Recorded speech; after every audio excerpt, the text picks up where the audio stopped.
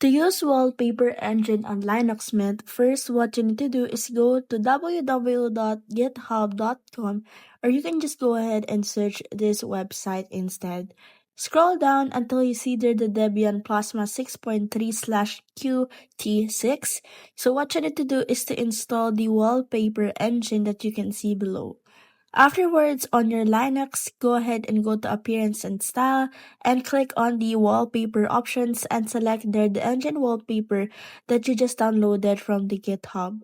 And afterwards, on the Layout options, click out the Wallpaper type, scroll down and click on the Wallpaper Engine for KDE.